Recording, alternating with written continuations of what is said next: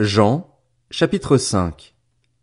Après cela, il y eut une fête juive et Jésus monta à Jérusalem. Or à Jérusalem, près de la porte des brebis, il y a une piscine qui s'appelle en hébreu Bethesda et qui a 5 portiques.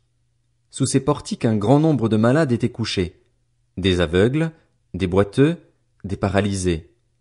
Ils attendaient le mouvement de l'eau, car un ange descendait de temps en temps dans la piscine et agitait l'eau.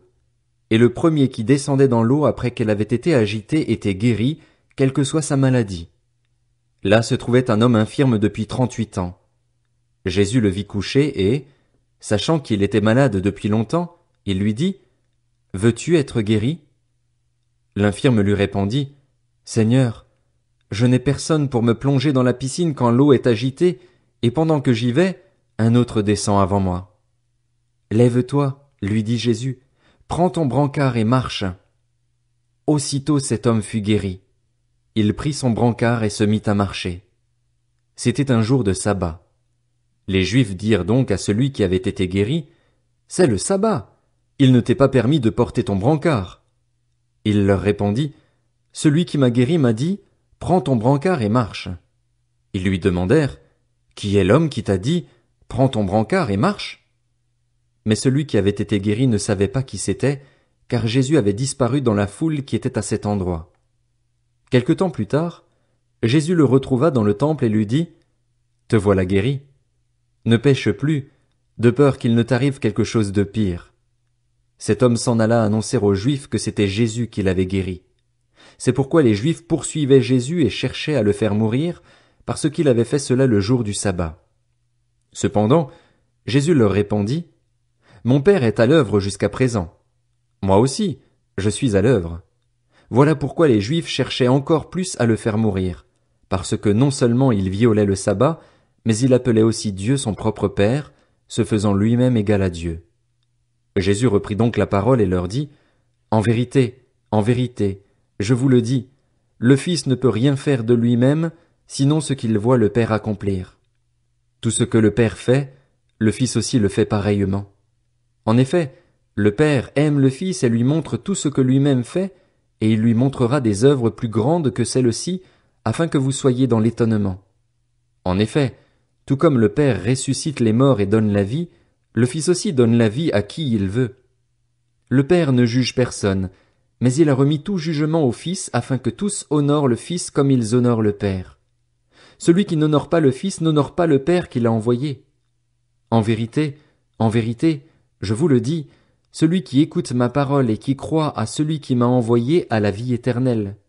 Il ne vient pas en jugement, mais il est passé de la mort à la vie. En vérité, je vous le dis, l'heure vient, et elle est déjà là, où les morts entendront la voix du Fils de Dieu, et ceux qui l'auront entendu vivront. En effet, tout comme le Père a la vie en lui-même, ainsi il a donné au Fils d'avoir la vie en lui-même. Et il lui a donné aussi le pouvoir de juger, parce qu'il est le Fils de l'homme. Ne vous en étonnez pas, car l'heure vient où tous ceux qui sont dans les tombeaux entendront sa voix et en sortiront.